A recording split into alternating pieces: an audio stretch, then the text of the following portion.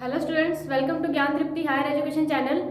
आज हम पढ़ने वाले हैं बीएससी सेकेंड ईयर के रोलेस थ्योरम के बारे में। रोले थ्योरम के अंदर थ्योरम नहीं है, सिर्फ क्वेश्चन से करवाऊंगी। थ्योरम इसका प्रूफ तो है बट इतने काम का नहीं है वो। तो हम सीधा इसकी क्वेश्चंस पे चलते हैं। जो इसका क्वेश्चन है और इसका ज्योमेट्रिकल रिप्रेजेंटेशन है वो कैसे है। और इससे पहले मैंने आपको 6 थ्योरम के बारे में बोला था कि वो आपको जरूर करनी तो मैं 6 की 6 थ्योरम आपको करवा चुकी हूँ। और डिफरेंशिएबिलिटी वाले चैप्टर के अंदर आपको सिर्फ वो थ्योरम इंपॉर्टेंट है और कुछ डिफरेंशिएबिलिटी चेक करनी होती है कुछ पॉइंट्स के ऊपर। वो आपको पता ही कैसे चेक करते हैं, पहले पढ़ चुके हो। ठीक है, तो डायरेक्ट हम चलते हैं इसकी रोलेस थ्योरम के बारे में। तो रोले थ्योरम क्या कहती है इसका सबसे पहले स्टेटमेंट देख लेते हैं क्या है। स्टेटमेंट के से ही मैं इसका ज्योमेट्रिकल रिप्रेजेंटेशन आपको शो करूंगी कि किस तरीके से वो थ्योरम बनी है। ठीक है, तो सबसे पहले हम कर रहे हैं इसकी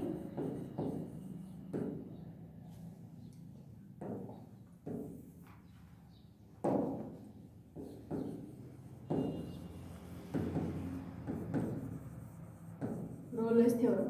ठीक है, इसके अंदर वैसे 2-3 थ्योरम्स आएंगी। एक तो रोले की आएगी, एक लाग्रांज से आएगी। ठीक है, तो सबसे पहले हम रोले करने जा रहे हैं। ठीक है, तो रोल बोलता है कि इसके अंदर कोई भी फंक्शन एफ है, इफ ए फंक्शन है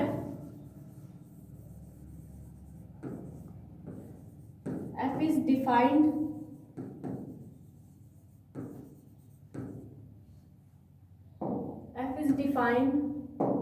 on close interval ab। ठीक है, close interval ab is such that if over कोई फंक्शन f है वो क्लोज इंटरवल ab के अंदर अगर डिफाइन है, इस तरीके से परिभाषित है, तो फर्स्ट कंडीशन इसकी क्या है कि इफ इट इज, यानी जो f है हमारा, it is continuous in close interval A b. यहाँ आपको लिखना है कि close interval A B.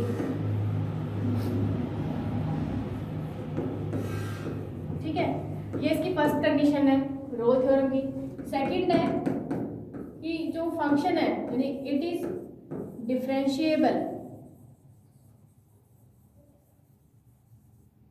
Differentiable, इन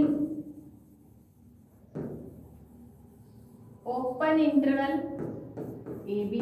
ये ओपन इंटरवल में रखना है।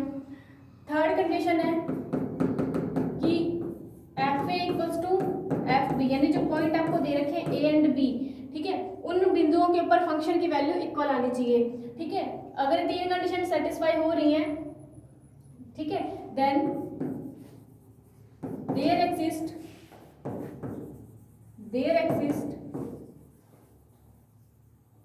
at least one point C belongs to open interval AB। यानी वो अगर ये तीन कंडीशन सेटिस्फाई हो रही है तब वहां पे उस इंटरवल के अंदर कोई एक ऐसा बिंदु C विद्यमान होना चाहिए सच दैट कि उस पॉइंट के ऊपर डिफरेंशिएबल फंक्शन की वैल्यू जो है f डैश C जो है वो क्या होना चाहिए, 0 होना चाहिए। ठीक है, तो वो बोला अगर ये तीनों कंडीशन सेटिस्फाई हो रही हैं तब वहां पे कोई एक ऐसा point C open interval A B से बिलोंग करेगा कि उस पॉइंट के ऊपर एफ डैश सी की वैल्यू क्या आनी चाहिए, 0 आनी चाहिए। एफ डैश का मतलब यहाँ पे डिफरेंशिएबिलिटी से है। ठीक है, उसकी वैल्यू 0 आनी चाहिए। तो ये रोले के थ्योरम का स्टेटमेंट है, यही क्वेश्चन में यूज आना है। अब बात करते हैं इसका ज्योमेट्रिकल रिप्रेजेंटेशन क्या होता है। इन तीनों कंडीशंस को मैं जज करके बताऊंगी किस तरीके से इसने कंटिन्यूटी के अंदर ओपन क्लोज इंटरवल लिया है, डिफरेंशिएबिलिटी के अंदर उसने ओपन इंटरवल लिया और ये कंडीशन क्यों है, और इस पॉइंट के ऊपर वैल्यू 0 क्यों आएगी। इसका करते हैं हम ज्योमेट्रिकल रिप्रेजेंटेशन। देखो यहाँ पे कि अगर ये मैंने कोई कर्व लिया हुआ है,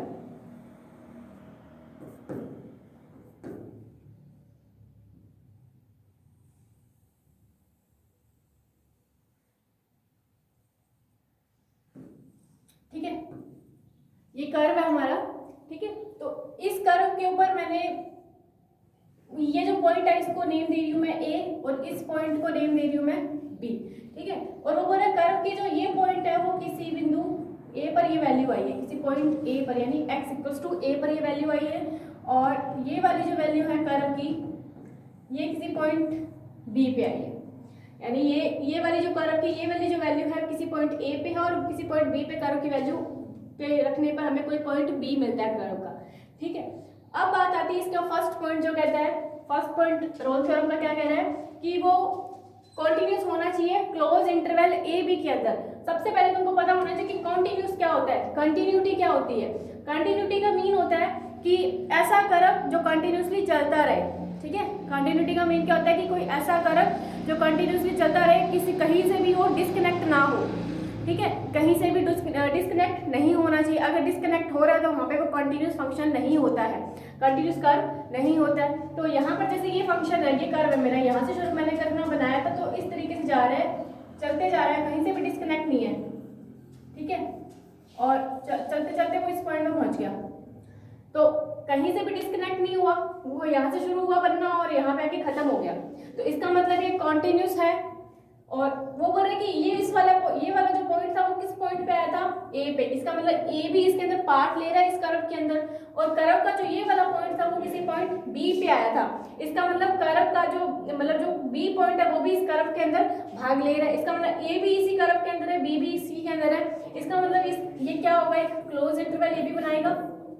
ठीक है, क्या होगा, ये क्लोज इंटरवल ए बी होगा। अब मैं जैसे मैं आपको एग्जांपल दे दूं, ये मेरा कोई कर्व है, यहाँ से जाकर ऐसे, तो जो ये कर्व ऐसे चल रहा था, यहाँ से शुरू हुआ था बनना। ठीक है, यहाँ बनते बनते उसने एक्स अक्ष को यहाँ पे उसने कट कर दिया, यहाँ कट करने के बाद यहाँ से दोबारा बना वो, यानी यहाँ पर जो कंडीशन आ गई वो डिसकंटिन्यूटी की आ गई कि यहाँ पर वो क्या हो गया, डिस्कनेक्ट हो गया। ये जो कर्व मेरा बन रहा था वो यहाँ पर क्या हो गया, डिस्कनेक्ट हो गया, यहाँ पर डिस्कनेक्ट हो गया। उसके बाद फिर से उसने कंटिन्यूसली बनना शुरू कर दिया।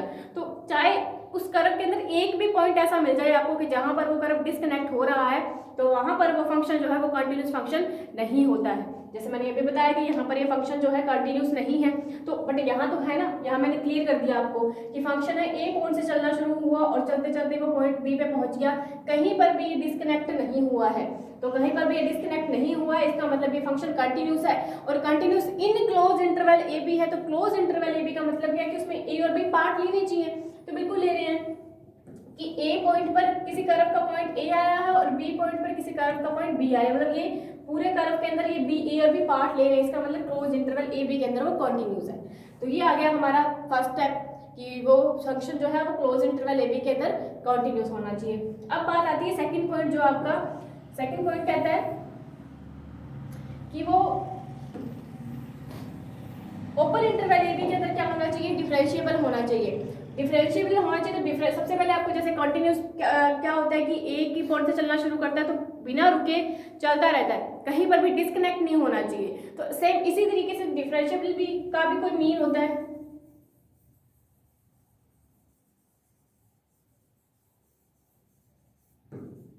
ठीक है, डिफरेंशिएबिलिटी। ठीक है, डिफरेंशिएबिलिटी का मीन क्या होता है, वैसे देखा जाए तो डिफरेंशिएबिलिटी का मीन होता है slope of a tangent. Slope of a tangent मतलब स्पर्श रेखा की ढाल। स्पर्श रेखा की ढाल को ही बोलते हैं डिफरेंशिएबिलिटी। एक तरीके से बेसिक सी डेफिनेशन ही है ये कि डिफरेंशिएबिलिटी का मतलब क्या होता है, स्लोप ऑफ ए टेंजेंट, यानी किसी भी स्पर्श रेखा की ढाल को बोल देते हैं वो उसकी डिफरेंशिएबल है। और या उसको और बेसिक डेफिनेशन बोलना चाहे तो डिफरेंशिएबल को अपने ये बोल देंगे कि उस कर्व के अंदर, कोई भी कर्व है जिस कर्व के अंदर कोई भी शार्प पॉइंट ना हो, ठीक है, वो कोई भी शार्प पॉइंट ना हो, तो वो कर्व क्या होता है, हमारा डिफरेंशिएबल होता है। अगर ऐसे पॉइंट विद्यमान है जहां पर वो कर्व हमारा शार्प होता है तो उस पॉइंट के ऊपर वो डिफरेंशिएबल फंक्शन नहीं होता है, डिफरेंशिएबिलिटी को शो नहीं करता है। अब शार्प पॉइंट का मतलब क्या होता है, तो ये से मैंने एग्जांपल ले लूं एक,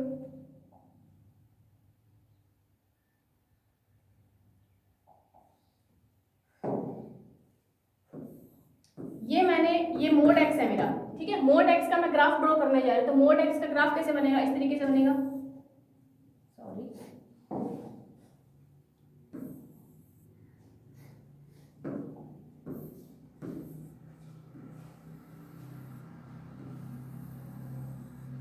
ये माइनस एक्स और ये प्लस एक्स। ठीक है, ये मैंने मोड एक्स का ग्राफ बनाया है, माइनस का एक्स और प्लस का एक्स। तो अब देखो यहाँ पर शार्प पॉइंट का मतलब क्या है कि वहां पर स्पर्श रेखा ड्रॉ नहीं कर सकते अपन, वो जो ऐसा पॉइंट जहाँ पर स्पर्श रेखा या टेंजेंट ड्रॉ नहीं हो सकती वो हमारा शार्प पॉइंट होता है। अब जैसे ये चलते जा रहे हैं, ठीक है, और ये पॉइंट आ गया, ये हमारा शार्प पॉइंट है। अब इस पॉइंट के ऊपर स्पर्श रेखा ड्रॉ कर ही नहीं सकते, टेंजेंट ड्रॉ कर ही नहीं सकते, तो ये शार्प पॉइंट कहाँ मिला हमें? मूल बिंदु पर। मूल बिंदु पर क्या है? शार्प पॉइंट मिल गया। इसी तरीके से जो ये प्लस एक्स है, ठीक है, इसके लिए करेंगे तो ये भी क्या हो रहा है? मूल बिंदु पर शार्प हो रहा है। शार्प मतलब तीखा हो रहा है वहां पर, ठीक है। तो अब अगर कोई भी तीखा है तो इसका मतलब वहां पर तो टेंजेंट ड्रॉ हो ही नहीं सकती। टेंजेंट ड्रॉ नहीं हो सकती, इसका मतलब उसकी स्लोप भी नहीं है। स्लोप नहीं है, इसका मतलब वो डिफरेंशिएबल भी नहीं है। इसका मतलब जो मोड में एक्स है, ठीक है, वो मूल बिंदु पर डिफरेंशिएबल नहीं है, ठीक है। ये जो मोड में एक्स जो होता है फंक्शन कोई भी गिवन हो, वो कभी भी मूल बिंदु पर डिफरेंशिएबल नहीं होता। क्यों नहीं होता? क्योंकि मूल बिंदु पर जो कर्व अपने शार्प पॉइंट पर पहुंच जाता है, ठीक है, अपने शार्प पॉइंट पर पहुंच जाता है, तो शार्प पॉइंट पर अपने टेंजेंट ड्रॉ नहीं कर सकते। टेंजेंट ड्रॉ नहीं कर सकते, इसका मतलब उस पे उसकी वो नहीं होगी, स्लोप नहीं होगी। स्लोप नहीं होगी, इसका मतलब क्या होगा? वो डिफरेंशिएबल भी नहीं होगा। तो वही बात मैं बता रही हूँ कि डिफरेंशिएबिलिटी का मतलब होता है कि स्लोप ऑफ ए टेंजेंट। अब स्लोप क्या होती है वो देखो।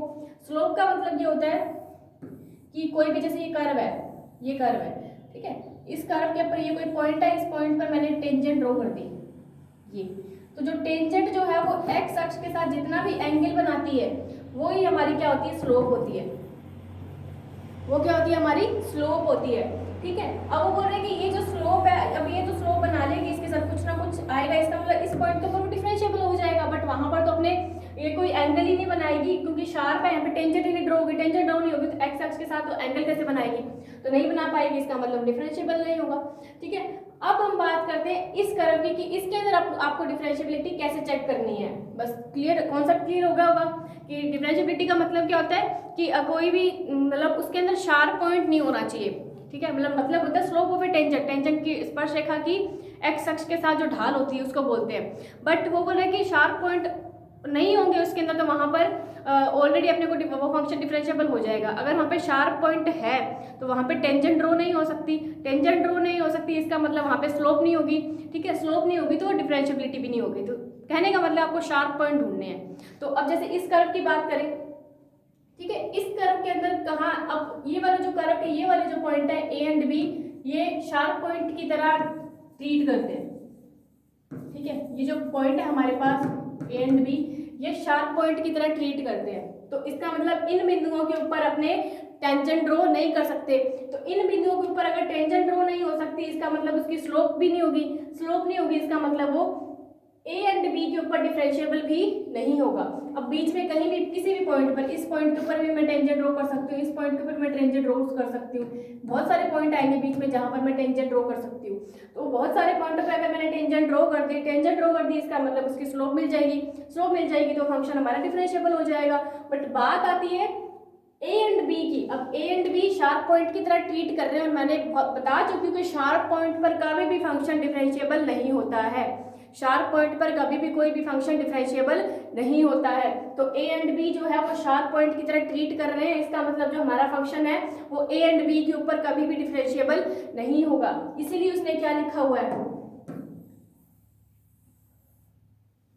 इसलिए उसने देखो क्या लिखा हुआ है बैक, डिफरेंशिएबल जो है ओपन इंटरवल ए बी के अंदर होना चाहिए। तो ओपन इंटरवल ए बी का मतलब है ना तो ए पार्ट ले रहा है ना ही बी पार्ट ले रहा है, इसके बीच के पॉइंट लेने हैं। तो डिफरेंशिएबल इन ओपन इंटरवल हो गया कि ए एंड बी ये हमारी क्या है? शार्प पॉइंट्स हैं, ठीक है। ये हमारी क्या है? शार्प पॉइंट्स हैं। अगर ये शार्प पॉइंट्स हैं तो इसका मतलब यहाँ पर क्या होगी? टेंजेंट ड्रॉ नहीं कर सकते, टेंजेंट ड्रॉ नहीं कर सकते। अगर टेंजेंट ड्रॉ नहीं कर सकते यहाँ पर तो इसका मतलब क्या हो जाएगा?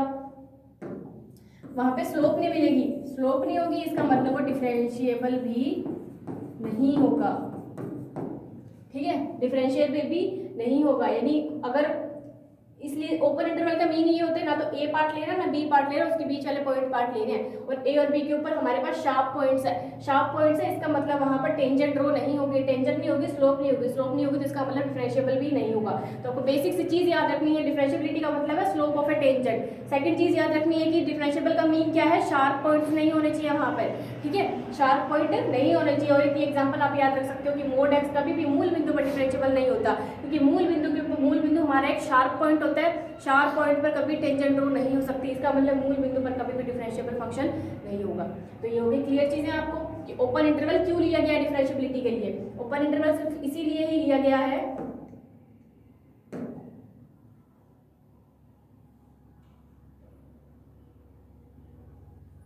ओपन इंटरवल सिर्फ इसीलिए ही लिया गया है कि ए और बी के ऊपर हमारे पास डिफरेंशिएबल नहीं है, बीच वाले पॉइंट के ऊपर टेंजेंट है, इसका मतलब वो डिफरेंशिएबल है, बात खत्म, ठीक है। थर्ड पॉइंट हमारा क्या है, देखो थर्ड पॉइंट है वो बोल रहा है कि F A equals to F b, यानी पॉइंट ए के ऊपर फंक्शन की वैल्यू और पॉइंट बी के ऊपर फंक्शन की वैल्यू इक्वल आनी चाहिए।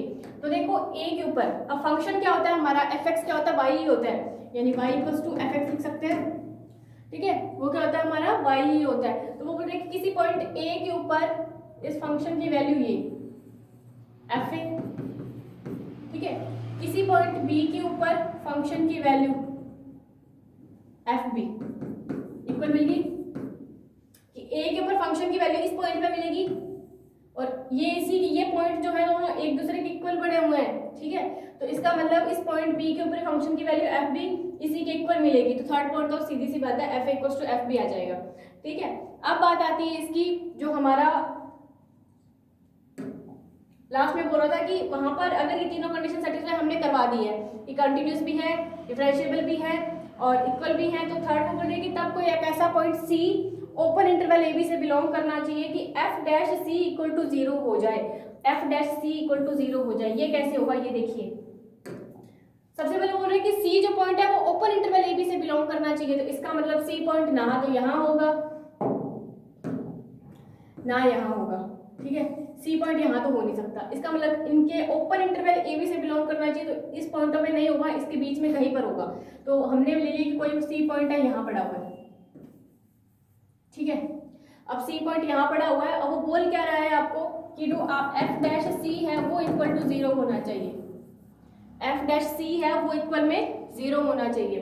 तो F dash C equal to 0 कब होगा कि एफ डैश का मतलब है सी पॉइंट के ऊपर डिफरेंशिएबल, सी पॉइंट के ऊपर डिफरेंशिएबल, सी पॉइंट के ऊपर डिफरेंशिएबल है मतलब सी पॉइंट के ऊपर टेंजेंट रो हो सकती है, मतलब वहां पे कोई ना कोई उसकी स्लोप है। अब वो बोल रहे हैं कि इक्वल टू 0 होना चाहिए। इक्वल 0 का मतलब क्या है, यहाँ पे ये देखो इक्वल 0 का मतलब ये है कि उसका जो एंगल है, ठीक है, उसका जो एंगल है टेंजेंट का एक्स अक्ष के साथ वो क्या होना चाहिए, 0 होना चाहिए। अब यहाँ पे एफ डैश सी वो बोल रहे हैं कि पॉइंट सी के ऊपर डिफरेंशिएबल फंक्शन क्या मिल रहा है हमें, 0 मिल रहा है। ये F dash C equals to क्या होता है, ये हमारा डिफरेंशिएबल फंक्शन है, ठीक है, ये डिफरेंशिएबल फंक्शन है। इक्वल के अंदर 0 मतलब क्या है, slope of a tangent, slope of tangent. तो ये क्या है हमारे पास, स्लोप ऑफ ए टेंजेंट है,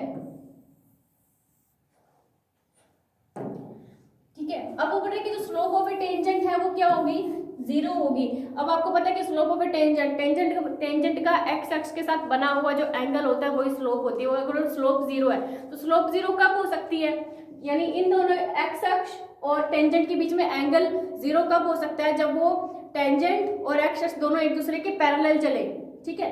उन दोनों के बीच में एंगल 0 कब हो सकता है, जब या तो हमारा एक्स अक्ष और जो टेंजेंट है वो दोनों एक दूसरे के पैरेलल चलेंगे तभी उनके बीच में एंगल 0 हो सकता है। तो जैसे मैंने ये पॉइंट सी लिया हुआ, इसके ऊपर मैंने ये टेंजेंट ड्रॉ कर दी, ठीक है, ये टेंजेंट है।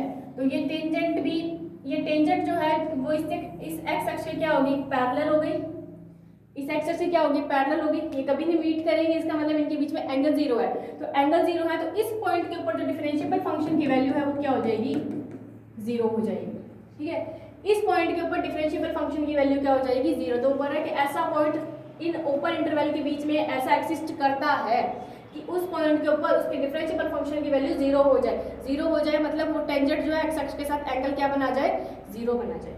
तो ये था हमारा पूरा का पूरा ज्योमेट्रिकल रिप्रेजेंटेशन रोल थ्योरम का, ठीक है। तो एक बार और रिपीट कर देती हूँ मैं। उससे पहले कोई भी फंक्शन f है वो क्लोज इंटरवल ए बी के अंदर अगर डिफाइन इस तरीके से है कि वो फंक्शन है वो क्लोज इंटरवल ए बी के अंदर कंटिन्यूस होना चाहिए, कंटिन्यूस है तो इसका मतलब वो मैंने आपको बताया आगे। सेकंड पॉइंट है कि डिफरेंशिएबल होना चाहिए in open interval, F equals to F B होना चाहिए। तब वो बोल रहा है कि ऐसा पॉइंट सी ओपन इंटरवल ए बी के अंदर एग्जिस्ट करता है कि उस पॉइंट के ऊपर डिफरेंशिएबल फंक्शन की वैल्यू 0 मिलती है। ठीक है, तो इसका ज्योमेट्रिकल मैंने ये ग्राफ बनाया, ए से बी तक कंटिन्यूसली चला, कहीं पर भी डिस्कनेक्ट नहीं हुआ। तो कंटिन्यूटी की मैंने भी क्या बताया थी कि वो किसी भी पॉइंट के ऊपर डिस्कनेक्ट नहीं होना चाहिए। डिस्कनेक्ट नहीं हो रहा, इसका मतलब है कंटिन्यूस फंक्शन है, तो ये कंटिन्यूस फंक्शन है। अब वो सेकंड पॉइंट था हमारा, और दूसरा क्लोज इंटरवल ए बी में था, तो इसका मतलब यहाँ से चलना शुरू हुआ और बी पे खत्म हुआ, इसका मतलब ए और बी दोनों उसमें पार्ट ले रहे हैं, इसका मतलब क्लोज इंटरवल होगा। सेकंड पॉइंट है हमारी डिफरेंशिएबिलिटी, तो डिफरेंशिएबिलिटी में भी आ गई, उसका मतलब होता है स्लोप ऑफ ए टेंजेंट, उसमें कोई शार्प पॉइंट नहीं होना चाहिए। शार्प पॉइंट नहीं है, इसका मतलब वो हर एक पॉइंट के ऊपर डिफरेंशिएबल हो जाएगा, बट यहाँ तो ए और बी जो है वो शार्प पॉइंट की तरह ट्रीट कर रहे हैं। अब इसका मतलब क्या होगा कि यहाँ पर तो टेंजेंट रो नहीं हो सकती, इसका मतलब ए को नहीं लेंगे, बी को नहीं लेंगे, ओपन इंटरवल को लेंगे जो उसके बीच के पॉइंट्स हैं, तो उन पॉइंट्स के ऊपर फंक्शन डिफरेंशिएबल हो जाएगा, F A equals to F B हो जाएगा। थर्ड वो बोल रहे हैं कि तब कोई ऐसा point open interval A B से बिलोंग करेगा, तो मैंने ओपन में ही लिया है सी, कि उस पॉइंट के ऊपर डिफरेंशिएबल फंक्शन की वैल्यू 0 हो। तो डिफरेंशिएबल फंक्शन का क्या होता है, differentiability equals to slope of a tangent, तो स्लोप ऑफ ए टेंजेंट क्या है 0। तो स्लोप ऑफ ए टेंजेंट 0 कब हो सकती है, जब टेंजेंट और एक्स अक्ष के बीच में एंगल 0 बन रहा हो। तो एंगल 0 कब बन सकता है, जब दोनों एक दूसरे के पैरेलल जा रही हो। तो हमें कोई पॉइंट सी मिड में लेना पड़ा और ये इसके पैरेलल जा रही थी, तो इस पॉइंट के ऊपर फंक्शन क्या हो जाएगा, हमारा डिफरेंशिएबल फंक्शन हो जाएगा और उसकी स्लोप हमें 0 मिल जाएगी। तो ये था रोल के थ्योरम का स्टेटमेंट ज्योमेट्रिकल रिप्रेजेंटेशन हो गया हमारा। अब लेते हैं इस पे एक क्वेश्चन। ठीक है, तो क्वेश्चन लेते हैं। क्वेश्चन का हमें दे रखा है कोई फंक्शन है,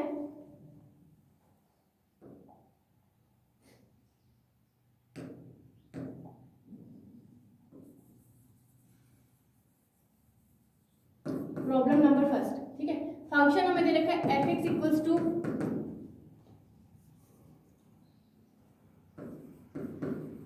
x into X plus 3 E की माइनस एक्स बाई 2, ई की power X minus X by 2। ठीक है, तो ये फंक्शन दे रखा है, वो बोल रहा है कि ये जो फंक्शन है, ठीक है, इस फंक्शन के लिए इसके सामने उसने एक इंटरवल दे रखा है, हमें इंटरवल दे रखा है X belongs to close interval -3, 0। तो वो बोल रहे हैं कि इस फंक्शन का इस इंटरवल के अंदर रोल थ्योरम को सेटिस्फाई करवाओ। ठीक है, उसको वो बोल रहे हैं कि उस रोल थ्योरम को क्या करो, सेटिस्फाई करो, वेरिफिकेशन करना है हमें रोल थ्योरम का। वेरिफिकेशन कैसे होगा, जब वो तीनों की तीनों कंडीशन सेटिस्फाई हो जाए और कोई पॉइंट ऐसा वहाँ पे एग्जिस्ट करना चाहिए सी, तो हमें सबसे पहले वो 3 कंडीशन सेटिस्फाई करवानी है। तो फर्स्ट कंडीशन हमारी क्या कहती है, इसके सोल्यूशन में देखते हैं। फर्स्ट कंडीशन क्या कहती है, कोई भी फंक्शन है जो गिवन है वो क्लोज इंटरवल ए बी के अंदर कंटिन्यूस होना चाहिए। तो तुमको पता है कि पहले फंक्शन देखते हैं कि किस फॉर्म का है। ये जो फंक्शन है, ठीक है, वो फंक्शन तुमको पॉलिनोमियल फॉर्म का दिख रहा है, इसको अंदर मल्टीप्लाई कर देंगे, ये हो जाएगा x² प्लस 3x। ठीक है, और ये सेम एज इट इज रखो। अब ये जो फंक्शन है x² प्लस 3, सिर्फ इसी को देखो एक बार, ये डॉट में इसके साथ प्रोडक्ट में पड़ा हुआ है, सिर्फ इसी को देखो। ये जो फंक्शन है ये एक तरीके से एक पॉलिनोमियल दे रखा है। तुमको पता है कि जितने भी पॉलिनोमियल फंक्शन होते हैं वो सारे के सारे कंटिन्यूस फंक्शन होते ही होते हैं। तो या तो ये लिख सकते हो कि फर्स्ट कंडीशन ले रहे हैं हम, तो वो लिखेंगे कि f इज, या फिर इसमें ऐसे लिख लो,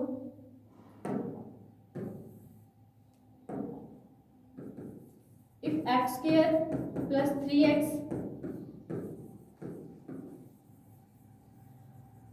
इज पॉलिनोमियल ऑफ x, मतलब ये x का पॉलिनोमियल है तब भी वो कंटिन्यूस होगा।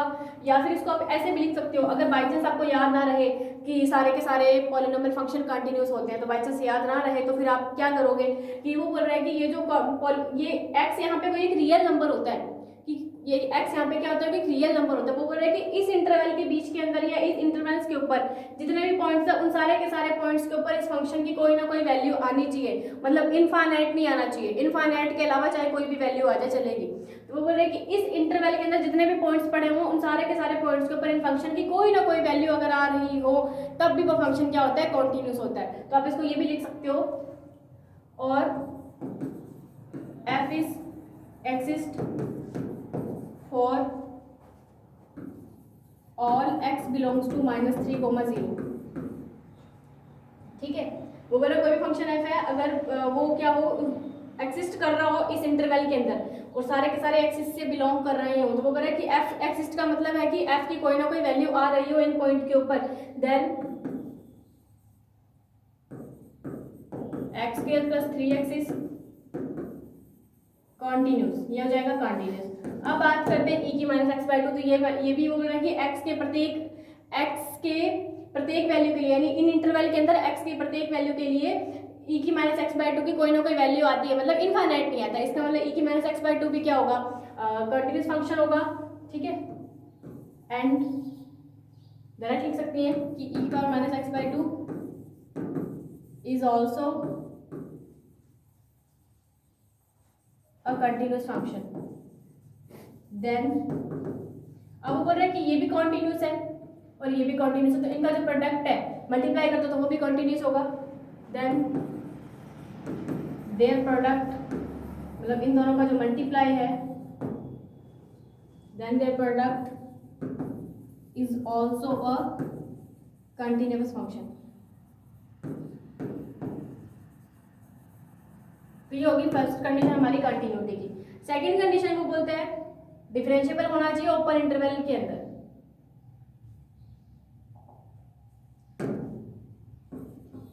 सेकंड पॉइंट को डिफरेंशिएबल का बोलते हैं, तो हमें सबसे पहले इसका डिफरेंशिएबल फंक्शन निकालना पड़ेगा। तो इसका सबसे पहले करते हैं डिफरेंशिएशन। तो f dash x equals to क्या आ जाएगा, सबसे पहले u इंटू v से फॉर्मूला से करते हैं, तो ये जाएगा 2x plus 3 y it is e की minus X by two plus X square plus 3x as it is, ठीक है। वहां करेंगे तो e की माइनस एक्स बाई टू हुआ था, सेम e की x होता है, x बाई टू अगर होगा तो माइनस का 1/2, ठीक है। हम इधर से क्या कॉमन ले लेते हैं, 1/2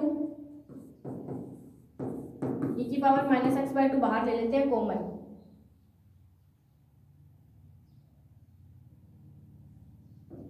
ठीक है।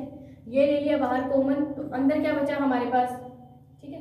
वहां से 1/2 कॉमन लिया, 1/2 इधर लिया तो ये मल्टीप्लाई में जाएगा, तो इधर हो जाएगा 4x प्लस 6 और ये बाहर आ चुका है, तो minus x square plus 3x बचा, ठीक है। ये वाला माइनस था वो इधर आ गया हमारे पास, ठीक है, और बाकी उधर आ ही चुका है। तो हाफ e की power minus X by to, ठीक है।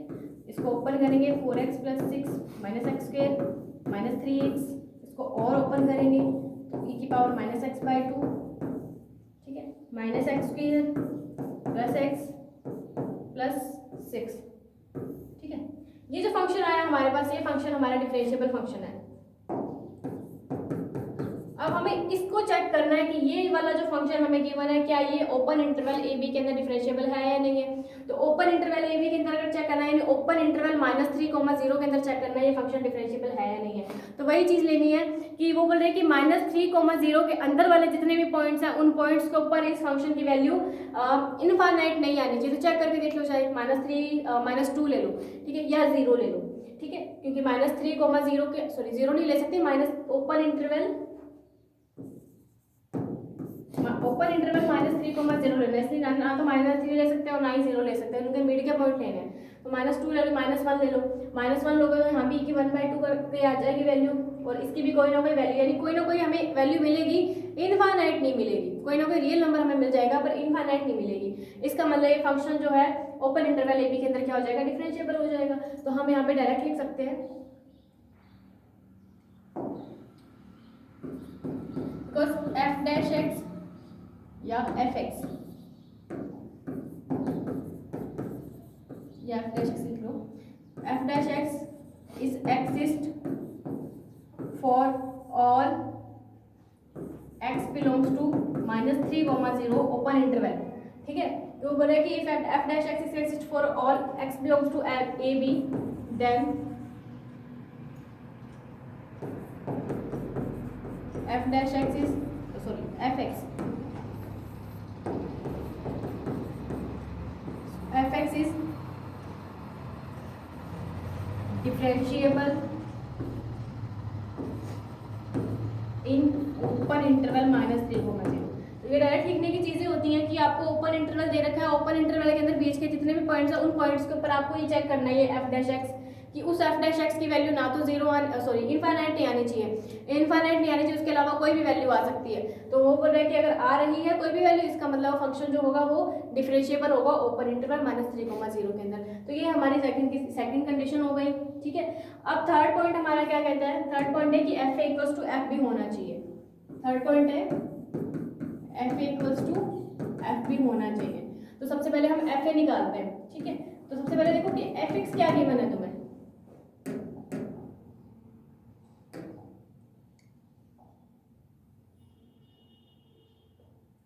एफ एक्स गिवन है x square plus 3x dot E की माइनस एक्स बाई 2।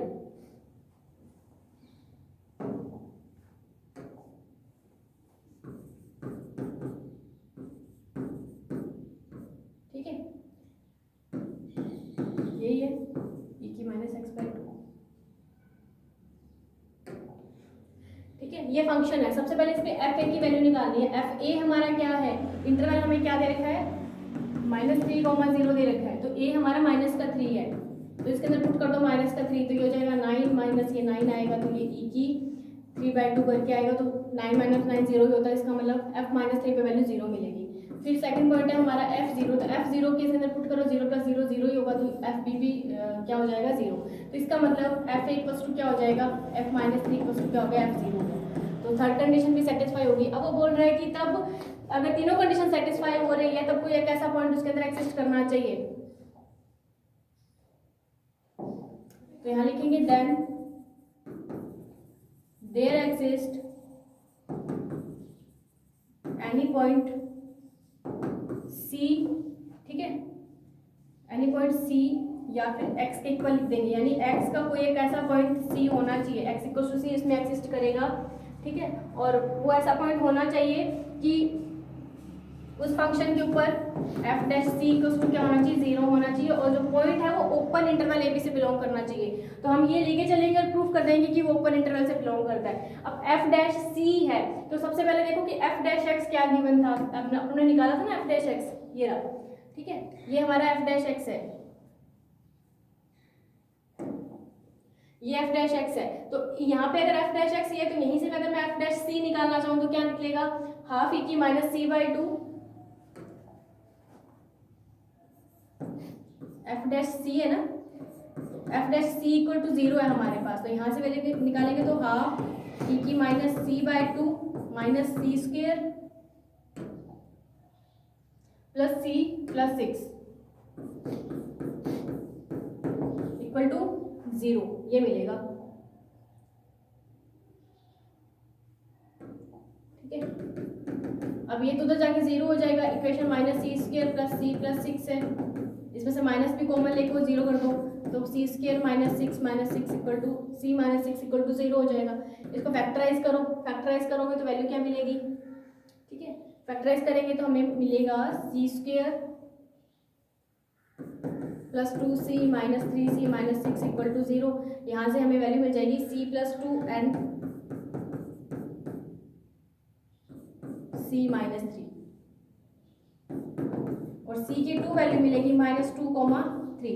अब वो बोल रहे हैं कि हमें ये चेक किसके अंदर करना था कि जो c है वो बिलोंग करना चाहिए -3,0 के अंदर बिलोंग करना चाहिए। तो इसका मतलब ओपन इंटरवल है, तो ओपन इंटरवल ना तो -3 हो सकता है ना 0 हो सकता है। इसका मतलब -3 भी नहीं हो सकता, 0 भी नहीं हो सकता, तो 3 भी तो नहीं हो सकता, क्योंकि 3 तो बहुत बड़ा हो गया, उधर चला गया। बट हमें सिर्फ 0 तक ही चेक करना है, 0 भी नहीं आ रहा, 0 से -1 तक ही चेक करना है। तो ऐसी कौन सी वैल्यू है, ठीक है, जो -3,0 के अंदर आ रही है। तो इन दोनों में से कौन है, -2 है, 3 नहीं है। इसका मतलब क्या हो जाएगा, डायरेक्ट लिख देंगे, यहाँ कर लो, ये -2 है वो बिलोंग कर रहा है ओपन इंटरवल -3,0 से। तो इसका मतलब कोई -2 ऐसा पॉइंट विद्यमान है जहां पर वो फंक्शन की वैल्यू क्या है, डिफरेंशिएबल है। तो हमें लिख देंगे hence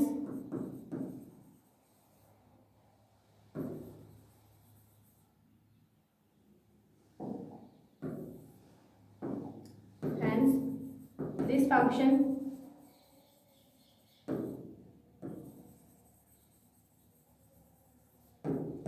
satisfied all the three condition, all the three condition। ठीक है, तो वो बोलेंगे hence this function is satisfy all the three conditions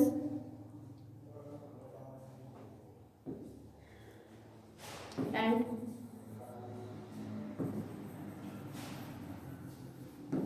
verified Rolle's theorem, मतलब हमने रोले के थ्योरम को वेरीफाई भी कर दिया है और उसकी 3 कंडीशन को और सेटिस्फाई कर रहा है। इसका मतलब रोले की थ्योरम का वेरिफिकेशन हो चुका है, वो वेरीफाइड है। ठीक है, तो ये हमारी रोले की थ्योरम। एक बार और इसका रिपीट कर लो क्वेश्चन का।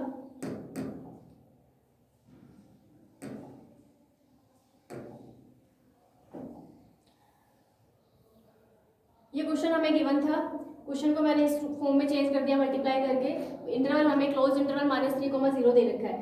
ठीक है, हमें चेक करना था कि ये कंटिन्यूस है, तो कंटिन्यूस के लिए वो बोले पहली बात तो ये कि कोई भी पॉलिनोमियल फंक्शन है हमेशा कंटिन्यूस होता ही रहता है। अगर फिर भी अगर बाई चांस ये चीज़ नहीं याद रहती है तो आप क्या करो कि उस इंटरवल के अंदर उन पॉइंट्स के ऊपर उन फंक्शन की वैल्यू निकालो, कोई ना कोई रियल वैल्यू आनी चाहिए, इनफाइनाइट नहीं आना चाहिए। इसका मतलब वो पॉइंट, उस पॉइंट के ऊपर फंक्शन क्या हो जाएगा, कंटिन्यूस हो जाएगा। तो मैंने दोनों चीज़ें लिखती हैं, या तो पॉलिनोमियल भी हो सकता है या फिर F is exist for this, बोला एफ क्या एक्सिस्ट करना चाहिए, विद्यमान होना चाहिए इन पॉइंट्स के लिए, तो फंक्शन क्या हो जाएगा, कॉन्टिन्यूस। इसी तरीके से कि -x/2 की भी प्रत्येक वैल्यू कोई ना कोई मिल रही है, इनफाइनाइट नहीं आ रहा है, इसका मतलब ये भी क्या हो जाएगा हमारा कॉन्टिन्यूस फंक्शन हो जाएगा।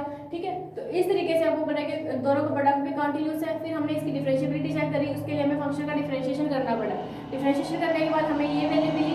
ठीक है, इसको चेक करना था कि ओपन इंटरवल ए पी के अंदर, तो -3,0 के अंदर जितने भी पॉइंट्स हैं उन पॉइंट के ऊपर इस फंक्शन की कोई ना कोई वैल्यू मिलनी चाहिए। अगर ऐसे एक्सिस्ट कर रहा है इसका मतलब फंक्शन डिफरेंशिएबल है इन ओपन इंटरवल -3,0। नेक्स्ट पॉइंट था कि दोनों की वैल्यू इक्वल होनी चाहिए, एफ इक्वल्स टू एफ भी आना चाहिए। ये हमने एफ इक्वल्स टू एफ भी चेक करा, बिल्कुल आया। ठीक है, अगर तीनों कंडीशन सेटिस्फाई होगी तो वहाँ पे एक ऐसा पॉइंट सी विद्यमान होना चाहिए एक्स का कि उस फंक्शन की वैल्यू 0 हो। और लास्ट में हमें ये प्रूव करना था कि वो पॉइंट जो है इस ओपन इंटरवल के बीच में आ रहा है। तो हमने सबसे पहले एफ डैश सी लेके चले, यहाँ से सी की वैल्यू निकाली, उन दोनों में से चेक करा कि ऐसा कौन सा पॉइंट है जो ओपन इंटरवल के बीच में आ रहा था, तो -2 आ रहा था, तो -2 इन दोनों से बिलोंग कर रहा है। इसका मतलब क्या हो जाएगा, फंक्शन क्या है, रोले की थ्योरम को सेटिस्फाई कर रहा है, वेरीफाई कर रहा है और 3 कंडीशन सेटिस्फाई हो चुकी है। तो ये हमारी है रोले की थ्योरम। ठीक है, इसका मैंने आपको स्टेटमेंट बता दिया है, ज्योमेट्रिकल रिप्रेजेंटेशन भी बता दिया कैसे करना है। ठीक है, तो ये आपको चीज़ें रटनी नहीं है, उसके ज्योमेट्रिकल रिप्रेजेंटेशन से समझ में आनी चाहिए कि किस तरीके से वो ओपन इंटरवल लेना है, किस तरीके से क्लोज लेना है। उसके बाद ये थोड़े कुछ क्वेश्चंस हैं। ठीक है, आप सारे जितने भी क्वेश्चन आपको देखना पड़ेगा कि वो पॉलिनोमियल फंक्शन है या कोई भी ट्रिग्नोमेट्रिक फंक्शन हो, तो उसके अंदर भी आपको चेक करके देखना पड़ेगा कि इनफाइनाइट वैल्यू नहीं आनी चाहिए। इनफाइनाइट नहीं आएगा इसका मतलब डिफरेंशिएबल और कंटिन्यूस होगा ही होगा। ठीक है, आगे आपको पता है किस तरीके से वैल्यू निकालनी है। तो ये हमारे आज की रोले की थ्योरम है। नेक्स्ट हम करेंगे, नेक्स्ट वीडियो के अंदर कुछ और थ्योरम्स के बारे में डिस्कस करेंगे। आज के लिए इतना ही, थैंक्स फॉर वॉचिंग।